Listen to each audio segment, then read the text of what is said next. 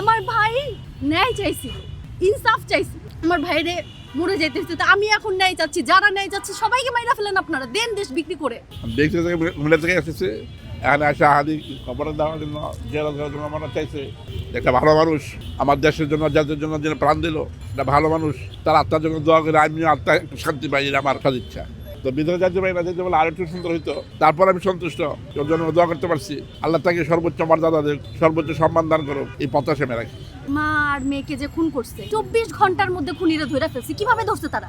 তাদের প্রযুক্তি ছিল বোধে বলেই তো তারা ধরতে পারছে। তাহলে আমার ভাইয়ের খুনিরা কেন এখনো বাইরে ধরতে পারে না? কেন তারা এখনো বাইরে ঘুরতেছে? আপনারা ফেসবুক খুললেই দেখবেন এখনো হচ্ছে গিয়ে এই খুনি হাসিনার পক্ষে মানুষ সাফাই গায়। কেন তারা বাইরে ঘুরতেছে? যারা ওই সাপোর্ট করতেছে তারা কেমনে বাংলাদেশে ঘুরে বেড়ায়, কেমনে ফেসবুকে তারা হচ্ছে এই ধরনের পোস্ট দিতে পারে?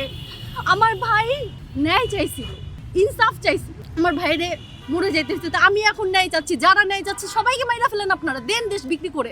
আপনারা তো অলিখিতভাবে ভারতের কাছে দেশ বিক্রি করেই দিছেন। তার বউ যে বসে আছে তার কাছে, তারা বাংলাদেশের যে আওয়ামী লীগের নেতা কর্মীরা ছিল বর্ডার পার করে দিছে। কিভাবে দিছে তারা? প্রশাসনের মধ্যে নিশ্চয়ই তাহলে এখনো অনেক মানুষ আছে। তাহলে সেই প্রশাসন এখনো এই দেশে থাকে কেমনে? তাদেরকে কেন এখনো হচ্ছে বিদায় করা হয় নাই?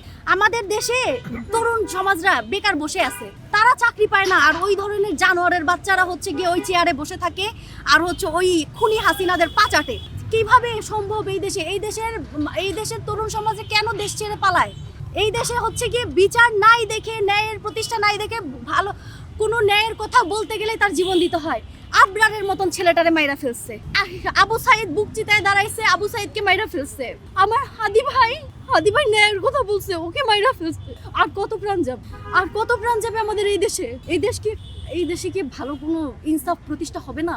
ন্যায়ের কথা বললেই কলেমার পতাকা উঠছে। ওই খুনি হাসিনার ছেলে বলতেছে এখানে নাকি জঙ্গলি। আরে যেই ছেলে জানে না কলেমা ওইটারও কলেমার পতাকা, সে কি মানে তারা কিভাবে দেশ চালাইছে?